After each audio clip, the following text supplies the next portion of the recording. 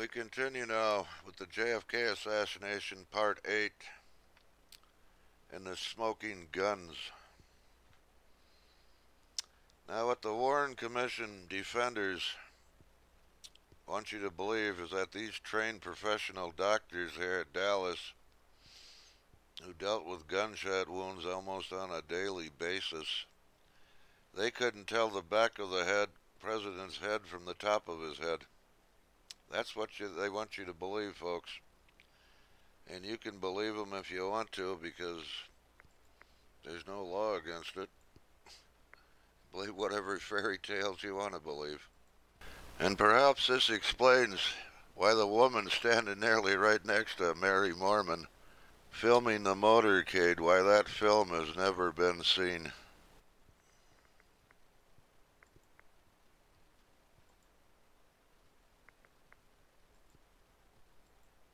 Yes, Lee Oswald certainly looked guilty of a lot of things in this case.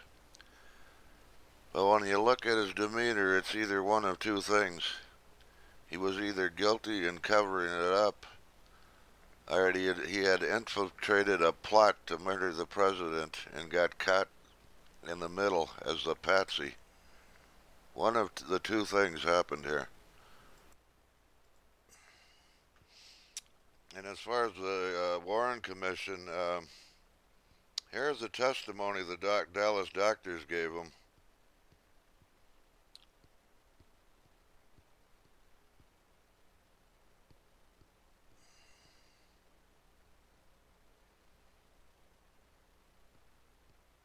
The FBI agents that were present there at the autopsy reported, as well as surgery of the head area, namely in the top of the skull.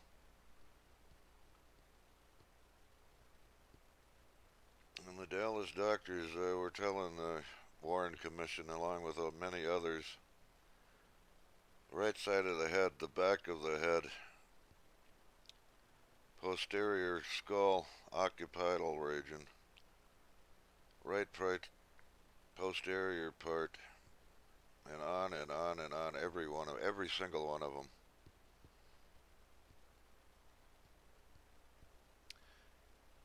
And not only them, not only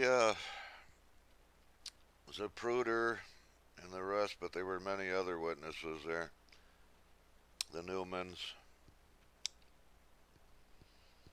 Here's a couple more. Herschel Jacks, a Texas highway patrolman. Before the president, a body was covered. It appeared that the bullet had struck him above the right ear near the temple.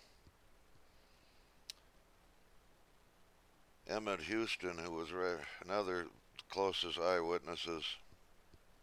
It looked like it hit him somewhere along a little bit behind the ear and a little bit above the ear.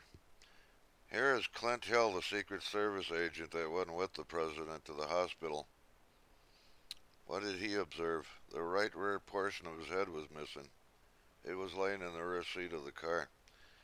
So now, with the Warren Commission was told all of that, they only had two choices.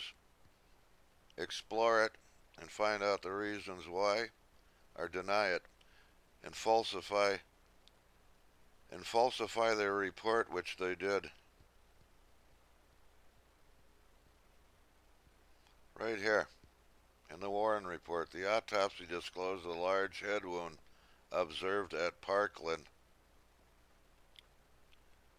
Pure forgery. That's a falsification. That's what they've gotten away with.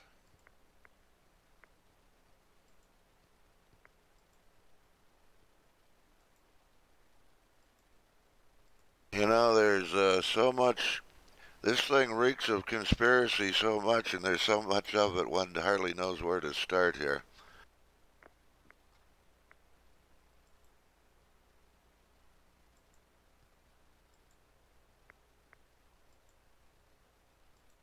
Well, let's start with the Warren Commission and their report.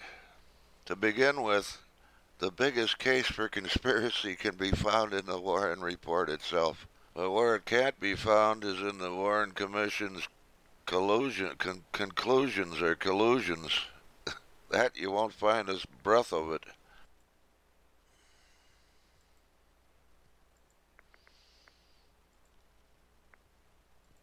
And perhaps this could explain why Lee Harvey Oswald would be assassinated in the Dallas Police Department. And with that in mind, let's take a look at Oswald's escape.